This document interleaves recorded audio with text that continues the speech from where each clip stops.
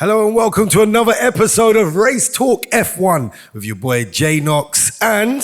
Here with your boy Javier, aka One Hav. Hey, this is what I'm saying. This is race 2 in this 2025 season. We was in China. Big China. Big China, man. The Tyre Management Grand Prix. The tyre management.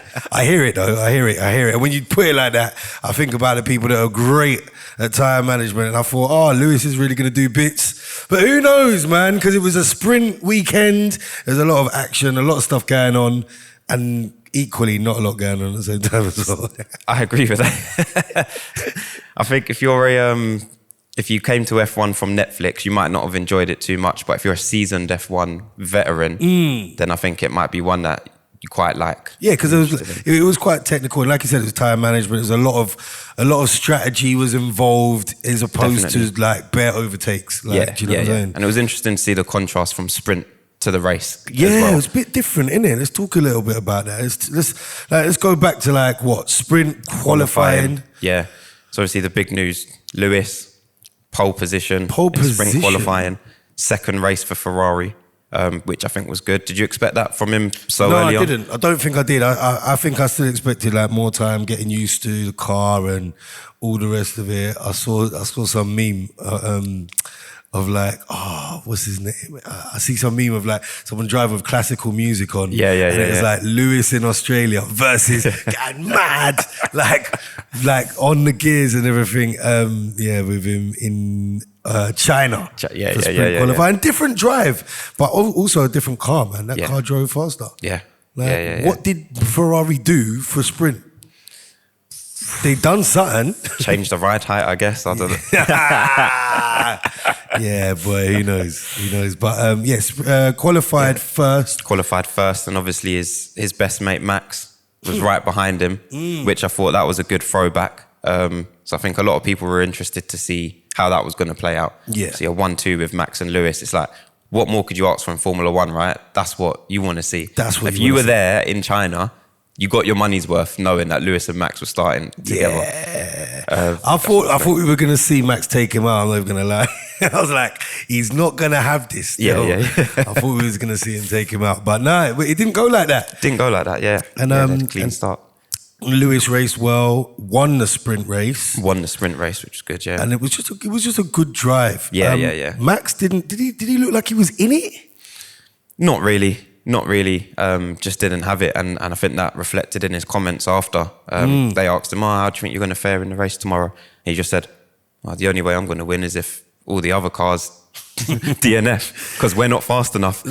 He clearly the issues internal in it. He clearly has an issue with the car, with the setup, whatever.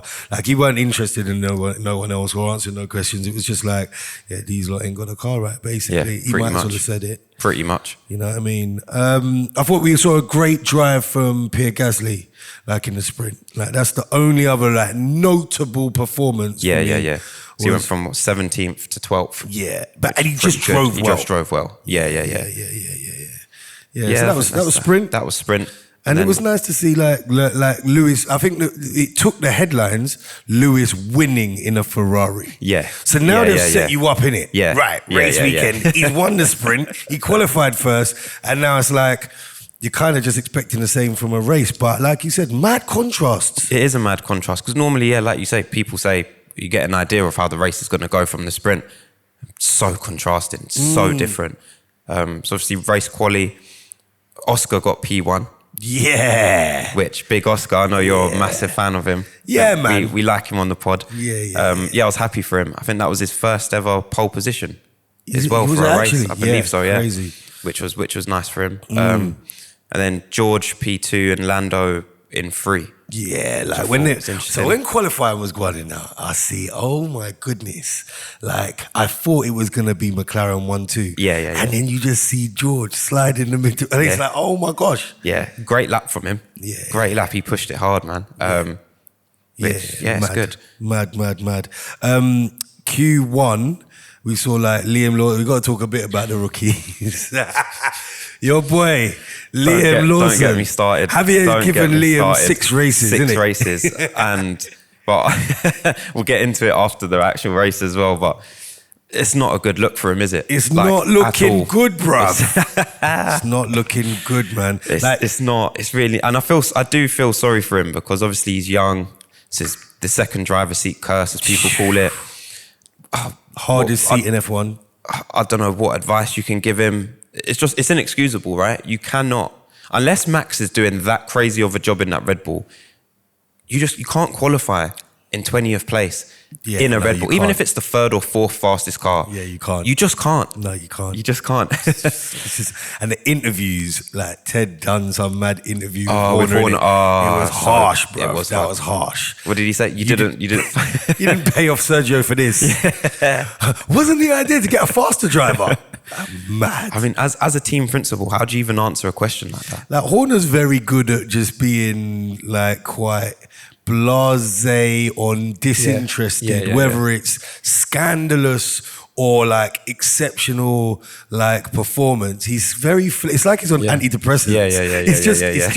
It's just a flat answer. Like he never gets super excited and never gets super like jittery. He's just never worried, is he? Flat. Yeah, I think he does do a good job because it's like you just take the attention away from everything, right? And keep it at that base level. Yeah.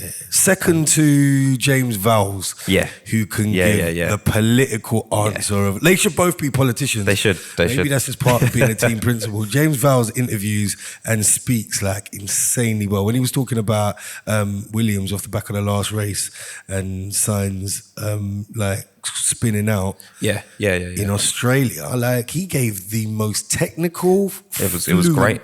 Answer. It was great. It was brilliant. And I thought, okay, cool, Mr. Vowles. And he took responsibility like a Don as well. He did. Put that on the side. He did, which you don't see normally. So it is impressive. Talking about Sainz spinning out, did you see Sainz and Hadjar? I don't know if you saw, they put them next to each other. Spinning out exactly the same moment. Yeah. Like it's mad. It's insane, isn't it? It's mad. Insane. And similarly, there was a simulation with Max and Lewis. I think, was it in the sprint? Or sprint qualifying, I think it was. I think it was in the sprint. And the line that they took and how tight that was. Sprint quali. Sprint quali. Yeah. Mad tight. It was sick simulation as well. If you ain't seen it, you got to go check that out. It's mad on the F1 Insta. I was watching it was good. Yeah, mental. But so Christian Horner keeps it quite flat. He also made some comments on Helmut Marko. Helmut Marko, said that Isaac Hadjar was embarrassing. Strong words, innit? So very strong words for your rookie driver on his first ever drive. Like, imagine like your dad or your manager at work saying that to you. Yeah, embarrassing to the world, telling the world, embarrassing. The literal world.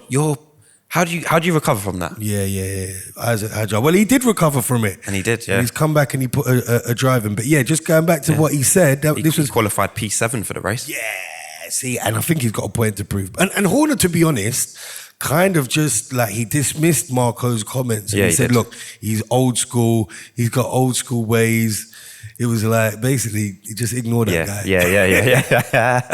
He just basically said, ignore that guy. I haven't heard him say much about Liam yet, which is interesting. Yeah, because what can he say, bro? Like Liam also got he almost got penalised for failing to slow on the yellow flag. It's in Q1. When this happened, I said it's a long weekend for Liam, because this is how it's starting. And then he was out in Q1, and I just thought, this is mad. Yeah.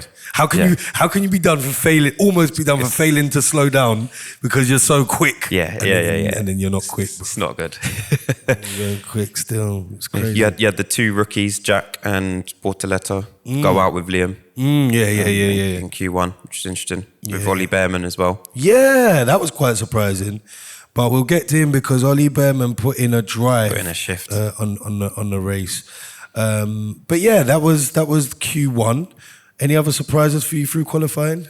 Not surprises, no, I don't think so. Carlos Sainz in 15th place. Whereas Albon made it to Q3 and ended up in 10.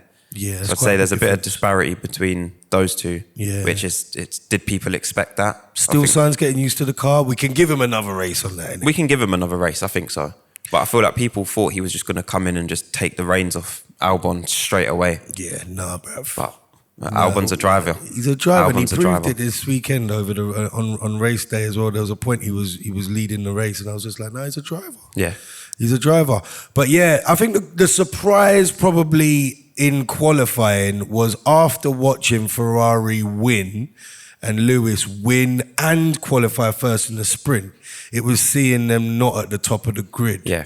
In 5th and 6th, they got 5th and 6th, like, and qualifying together. Like, you know me, I like to see cars like on the same team. I like to see them qualify together. I think it shows a lot, even though it was like McLaren, like P1 and P3, like you knew that they were tight. We expected them to actually be together, and it was just George's time. But where did the second Mercedes qualify? So he was 8th. Kimi was 8th. So that's where you see a little bit of difference, and you think, ooh, it's a little bit different. It's a little bit different. But it's better than Max doing 4th and Liam doing 20. I mean, Max doing 4th shows like there's an issue with this car. Yeah. But maybe that's what it is. But maybe it's the issue with the car, but Liam can't manage the issue, and Max is that good. I think it's that. He's still driving well. But define an issue, because people say it's just designed for Max with the sharp front end, and it's very pokey. Don't know, man. If you don't drive like that, then it's not going to ideal suit for Max, though. It's not ideal. Yeah. So that's why I'm not buying that, man. I just think that they just got bigger issues. Yeah. And it's taken them a little while, man. Maybe they ain't sorted out that backroom stuff yet. Yeah. Maybe they ain't sorted out everybody in the garage. They had a lot of people leave last year. Yeah, they did. A lot of people, including the main one, Nui. Yeah, man. It's going to impact you, right? Which probably meant, last season where you said that Hamilton should have been on gardening leave. Yeah. Right? Maybe Nui should have been on gardening leave as well, because if you were leaving, you're not giving Red Bull the mad designs for next year. You're not giving it to them. Nah, the ideas are going in the locker and they're coming out in 6 months' time when you start the new job. Yeah, it's true though. It's true. Maybe he should have been on gardening leave, and they should have transitioned a bit better, because they look in the exact same place as last year, where they're 3rd, 4th fastest car. Not looking good, bruv. It's not looking good. So Max is cracking on, but Liam, when I saw him interviewed, he put a lot of pressure on himself. I just need to do better. I just need to do better. I just need to do better. Is basically all he said. He didn't. It's like he didn't dare blame the car or the team. Yeah. But it doesn't mean that there was nothing wrong with the car and the team. Yeah. But he's trying to keep his seat, bro. He's trying to keep his seat. Has to do what he can do. Where did you watch the race? So I woke up at 7. Go on! Watched it live. Watched it live, just in my living room though. Yeah. But yeah, watched that live at 7. And it was good. I'm glad I did. It was nice to watch it live. Wish I did. And you? Bro, I was dead to the world, bro. I was out in some after party in Southampton till 4 a.m. Jeez. So yeah, I weren't making up for 7. But I managed to avoid all type of news and the result until I watched it when I got back to London from DJing in Southampton. So I watched it in the afternoon. And then I had no voice to record the podcast because I was finished from we were supposed to do this yesterday. It's been a tough weekend. I was in Leicester Friday night, Southampton Saturday, and then China Sunday afternoon, trying to catch up with the thing via my front room. But so I caught up on it. And sick, like to see what was going on. Like, what'd you make of the race? Let's talk through it. As I said at the start, tyre management Grand Prix. I don't think there weren't crazy moments like last race, right? I think last race was pinnacle of F1. That's like, you're not going to get that every week. But it was interesting. Max lost 2 places right at the start. Lewis got him. So he started 4th. And obviously the Ferraris were right behind him. He lost both of those places. That was mad. I said, this is mad for Max. It's unlike Max. Normally he's taking someone out on that corner. Yeah, you're not overtaking me. And that's his attitude. Yeah. And almost the lack of fight kind of just indicates even more to me. He knows it's a car issue. Yeah. He's not even getting into it with people. He's just going to get into it in the garage. Or maybe he's grown up and has just decided, I'm not going to take people out. Nah. Maybe it's just too early in the season to be taking people out. That's all it is. It's not that he's grown up. I'm not buying that for a second. So he lost 2. He lost 2. Hadjar dropped 2 places at the start as well, which I thought was interesting. These racing balls didn't seem as quick this weekend. No, they didn't. They didn't. Just a few but it bits. was bad strategy calls from the team throughout the race as well. Like, it was insane. Trust me. Yeah. Bit of contact for Shah, and he had a damaged front wing, like the end plate came off. Yes, it's very interesting you say that. So, Don't know what happened there. What's going on? mate, and then he lost the front plate, right? Yeah. And he ended up being a quicker driver. How? Once he lost it. How? Like, so I think people at Ferrari, I think like the developers and the designers, they're scrambling around at the moment because he managed to develop a better front wing than the whole of the F1 grid in about 30 seconds of racing. Yeah. Little contact with Lewis. Crazy. Mad. Crazy. Like the heart of like Frank Vassar's heart must be going crazy. When your two drivers have contact, you must just be fresh. Did you expect that so early on? I didn't, but I have said from early or from before the season started that thing's gonna be mad because Charles Leclerc and Lewis Hamilton are like top tier drivers in the same team. Yeah. You're gonna have like it's gonna get crazy. And the same is kind of with Oscar and Lando. Like they're two great drivers, both really, really pushing. And I think like it comes to a head at some point in the season. Yeah. Yeah. But whether it's on the track or with the team, giving team orders, because we got some team orders from Ferrari in this race. You've got my man with his damaged end plate coming true. Yeah. But it's funny you say that because I don't think they showed it on, they didn't show the radio message properly. But Lewis was actually the one that called it out and said, I'm holding him up. Should we let him pass? Okay. Which was because they cut that out. But they didn't show it. How is Lewis holding him up? And he's got a damaged front wing. This is what I mean. I was confused. He developed a better car while racing. Crazy. Never seen that done before. Crazy. Yeah. So Lewis said, should we let him by? Ferrari then gave the order, Charles, you're going by. But then Lewis didn't want to let him go by at the period where they wanted him to let him go by and said, I'll let you know when it's time. I'll let you know when it's time. But this is the thing, like I feel like the Ferrari engineers, like they're just getting a bit too involved. Chat too much. Yeah. Talking too much. We're going to do it now in turn 12 or whatever it was. No, bruv, we're not going to do it right now in turn 12. We're going to do it when I say we're going to do it. We do it when he gets closer. And then you've got Shah saying, oh, it's a shame, I've got all the pace. Yeah. Oh, it's a shame we ain't done it yet. And his engineer's like, yeah, sorry, Shah. Like, it was like, yeah, we spoke to Lewis, but he won't move over, bruv. You heard it. Like, if you read between the lines. Yeah. It's an interesting dynamic, right? But again, it's only race 2, so does that just develop later on in the season and get better? They got to learn to shut up a little bit because I said this, like Charles been with Ferrari, but even he weren't happy. Yeah. Because later on, you got the engineer saying to him, "Oh yeah, try that corner where we're losing the pace. Yeah. Try it without going on the curb." Nope. Big man, how are you telling them how to drive? Like now you've gone from strategy to, all right, listen, I'm going to tell you where to put the car on the road. Yeah. Big man, who's the driver here? Yeah. Like you're a bad boy engineer, I'm sure you are, but let me drive. I'm a multiple Grand Prix winner. I drive. Leave me to it. Yeah, you're not going to tell me how to like where to put the car on the road.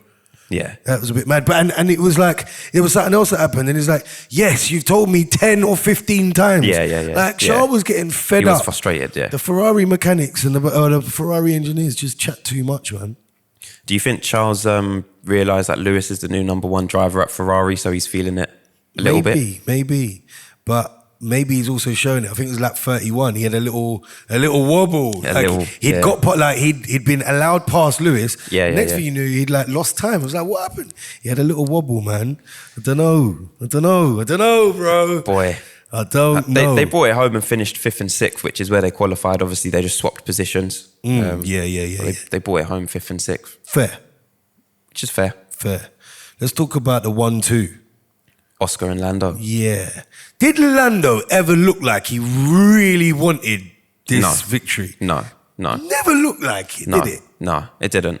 But again, I feel like it's one of those ones where McLaren's quite good in letting their drivers race, typically. And they give the preferential treatment to whoever qualifies higher on the race weekend. So obviously Oscar got pitted first and the undercut was a very strong option on this race. Obviously, we saw, I think there was quite a few drivers using the undercut. Yeah. So I think maybe Lando, obviously, he got pitted second, so he lost a lot of time there when he got pitted.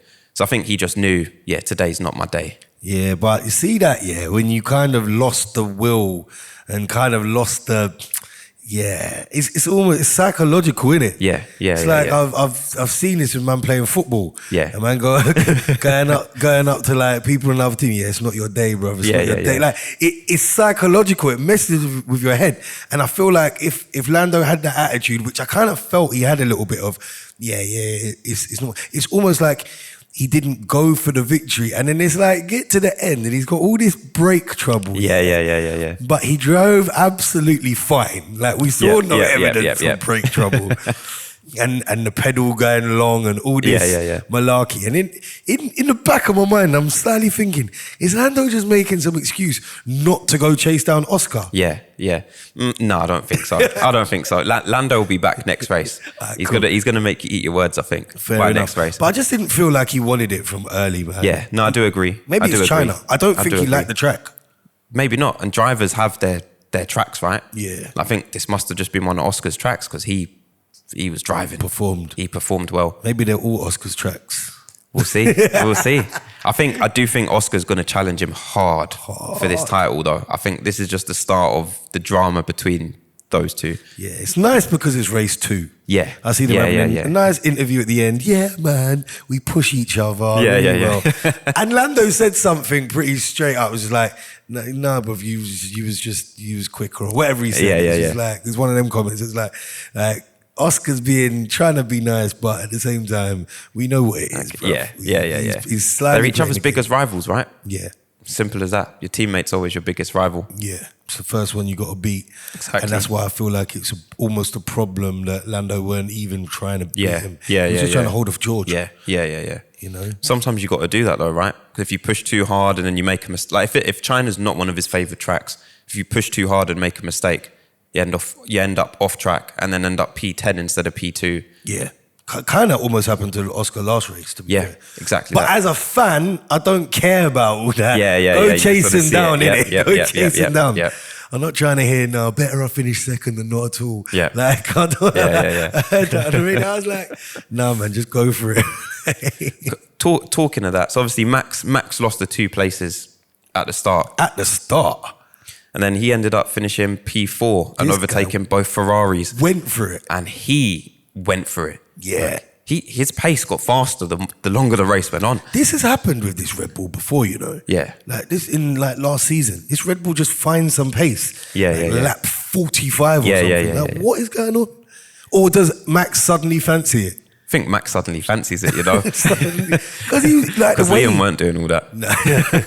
Listen, the way Max made those overtakes, like it was quality driving. He was really going for it. It was quality. But that's, again, champion mentality, right? Right. Which is the mentality that I just don't think Lando had in them last few laps. Yeah. But why did Max pull it out then? And what happened to the Ferraris? I mean, it didn't really matter. Yeah. It doesn't matter what the Ferraris that's a shambles. Like Ferrari is the gift that keeps on giving, and I don't know how Charles has still got like mental sanity because I would lose it. I would absolutely lose it. So what exactly happened? So after the race, obviously they finished 5th and 6th. So the FIA, they check the cars after a race. Yeah.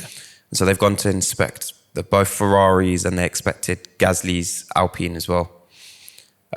So Lewis's car, so I don't remember what it's called, but they've got a plank underneath the car. Yeah. And his was shaved down too much, so it meant that it was riding the floor too much. Yeah. And so that gets deemed as an illegal car because the ride height was obviously too low, which gives an unfair advantage in the race. So that was disqualified. So he got disqualified, and then Charles and Pierre got disqualified for underweighted cars. Crazy. And Charles' car was 1 kilogram underweight. That's like one. What was that, like a trainer? That's like That's like, you know, when you're packing and you're like, and you're going on holiday, you got your 23 kilos, bro, and it's like 24, and you're like, what can I take out? Well, I'll just take out like 3 t-shirts. Yeah. Oh, there we go. We're all right. Like, that's literally a kilo. 1 kilo. That's a kilo. So some people say that it's like the graining of the tire afterwards. Like if you do an extra lap on the track, you could pick up some rubble, which then like makes the car heavier. Yeah. But, so what happened here? Ferrari came out after the race and they just said, yeah, we made a mistake. We messed up. That's mad. We didn't mean to gain an advantage or cheat, but we messed up. Yeah. We made miscalculations. I mean, I don't think they didn't do anything phenomenal. It's not like they finished and won. Like George Russell got disqualified in a race last season. Did he win the race? I think he won the race. Then got disqualified. Like I felt for him, all like insane. Yeah. And it was the first I'd ever known of a driver being disqualified. I think he was the first driver in like 33 years or something ridiculous to get disqualified. Then in race 2 of this season, we've got 3 disqualifications. That's a bit mad. Yeah, it's a lot. I do feel sorry for them as well, because it's like all the drama that's going on with them, and then you drop them this, and it's like, come on. Yeah. Come on. It's a lot still. So yeah, Lewis, welcome to Ferrari. You know what I'm saying? Welcome for to... both Ferraris to be disqualified. That's bad. That's a bad weekend. That's a bad weekend. And it's like, you done so well in the sprint. What did you change? Why change it? Yeah. You've won the sprint. Yeah. Don't fix what's not broken. but that's the only thing that means that it wasn't a dead and totally like missed weekend for Ferrari. Yeah. Sprint. Yeah. Only saved them. Yeah. Boy. But it's a big impact on the constructors to have a weekend where you have no points. Yeah, like it is. In the race. It is. Is mad. Especially where you've got Ferrari, McLaren doing so well. Yeah. Anything else? I think there was like... Alonso had his second DNF for the season. Oh, man. So his brakes caught on fire. Yeah. So he had to stop the car. Yeah. Well, not stop the car, he just drove into the pits. But yeah, brakes was on fire. That's a bit sad mad for him. So obviously he's barely raced. Yeah. This season. One of the most experienced drivers. Yeah. On the track. Yeah. Not finishing either of the first 2 races. Yeah. It's got to be a bit like soul destroying as well for him, innit? Absolutely. Like you've gone Aston Martin, you think they're going to really challenge. Obviously they've brought in Newey now. You thought, well, maybe he's going to bring a couple of ideas that he withheld from Red Bull for last season. All that. And now your brakes are catching fire in the second race. And meanwhile, Stroll is driving well. It's like, what's going on? Stroll's been doing the business. Stroll's been doing the business. Got to leave Stroll alone again. He finished in P12, which ain't a bad result for him and for Aston Martin. I think that's whereabouts there should be. But there were some points, like before he had his first pit stop, like he was in the mix and he was driving against the man, like he was doing his thing. Yeah. I was like, no, he's actually driving still. I feel like he's got better. Definitely. He's been training just on the simulator over the summer. Yeah. Maybe playing some F1 on his PS5. Maybe his dad's put him in the basement and said, "No, you're gonna practice all off season," and he's got better. Maybe it's paid off. Yeah. Yeah. It's not good because Alonso's messing up my F1 fantasy team. Oh, like that. Loads of points lost because he's just not finished both races. And he's 2 like weekends. Meant to be a guaranteed points, isn't it? Yeah. Yeah. Stress. Yeah, crazy. Yuki Tsunoda's front wing. Yeah, man. That just failed. It just failed. It broke. I can't remember ever seeing that before. Yeah. I think I've seen it, but it just broke. It just broke. Just driving down a straight and then snap. Even when he was going into the pits, he was like what happened? Yeah. And it must be a bit mad because he can't see it. And he's just like, you're calling me into the pits for a broken... Like, what are you talking about? Yeah. And you just have to trust your garage. You get there and they got... It looked like they had problems getting it off. Yeah. I mean, by that point, he weren't scoring no points anyway. No. But it felt like bad strategy calls there. And even though Ferrari, I know they were disqualified in the end, but Lewis had his second stop. Some people were on the 1 stop. Like, Lewis's strategy was all off. He was never doing particularly well on his 2 stop. He just didn't... Like, second stop... picked up the hard tyres for another... Like, it just didn't seem like the right shout. Yeah, no, agree. A lot of mistakes. I feel like the Ferrari garage just feels very amateurish. It does a lot of the time. Yeah. It does, their strategies. And it's been like that for years now as well. Ain't getting better. But they got to get used to it, and they got to Yeah, get better if they wanna really challenge this year. And the sprint tells me they can. They can, yeah. Frustrating, Yeah, man. not wrong. If I'm frustrated, they must be. Imagine that. And Lewis is demanding, so imagine the demands coming from him. Yeah. So, a happy Zach Brown. Standard, he's happy every weekend now. Yeah, man. He doesn't care that Lando went chasing down first. He's probably quite relaxed, just happy to get that 1-2. And yeah, they cruise into a good looking start for the season for McLaren. But it doesn't mean it's going to be like that all the way. We've got no race next week. Yeah. A week off, a little break. But I tell you who ain't got a break is Max's mechanics.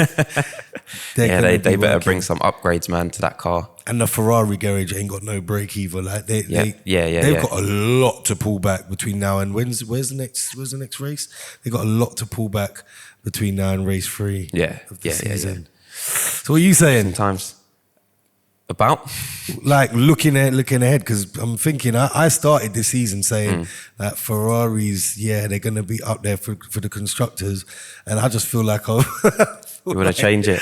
I feel like I want to change it. Boy, I still think Ferrari's going to be up there, to be honest, because unless Red Bull change their driver or Liam changes his ways or gets used to the car, Red Bull's they've only got one driver at the moment. So they're not going to be up there with constructors. Mercedes, Kimi's doing okay. Obviously, he finished P8 this race, which George was third, so it's a big difference. But they're not bringing home maximum points because Kimi's getting used to it. So it depends on how he develops in the season. Whereas Ferrari, if they keep on pulling out 5th and 6th and they're together all the time, the points just rack up, don't they? Yeah, I suppose they do. But I feel like Kimi's good. I feel like he's getting better. I feel like he's in a good place. And I feel like Mercedes are like they could, just by being really consistent, do really well this season. Yeah, and agree. That's kind of, I feel like that's what they always do. They're just consistent all the time. Mercedes. That German engineering. German engineering. And on that, boy, we just we just wrap up the Chinese Grand Prix. Yeah. Fun. Good race. Tire management race, as you call it, is done, and we move on. But yeah, man, enjoyed that. One thing that did come up was when we were talking about the braking issues. Yeah. It just reminded me that these Formula One drivers can brake with their left foot. Yeah. That's yeah. mad, bruv. Like, I was sat in traffic at the weekend, Yeah. Like, because done a lot of mileage this weekend. I sat in traffic at one point, and I was just messing about on the way back from Southampton, and I was braking with my left foot in traffic. Bruv, the poor car behind me, it's impossible. I can't do it. What was you just jerking the car or? Man. Yeah. Braking with your left foot is wild to me. Yeah. I don't feel like I'd ever get used to it. Yeah. No, it is impossible. I've tried it as well, and they do like in rally driving and stuff. They do like the heel toe rev matching and stuff. Yeah, bruh, impossible. Don't know how they do it. If you're listening to this and you can't drive, you probably don't know what man's talking about. But you're just used to braking with your. And it's mad because in a go-kart, it kind of you just do it, but then you don't really brake in a go-kart. Yeah, true. Ain't really much braking go-karting still. Yeah, it's mad. It is mad. Mad concept. It is mad. Though. Yeah, mad concept. Yeah. Anyway, I won't be experimenting with that anymore anytime soon. Not trying to have anyone running the back. We'll catch up after the next one. Yeah, wicked. Nice one, Jay. Thank you. I've been Jay Knox. It's your boy One Have. Yeah, boy. And this has been Race Talk F1.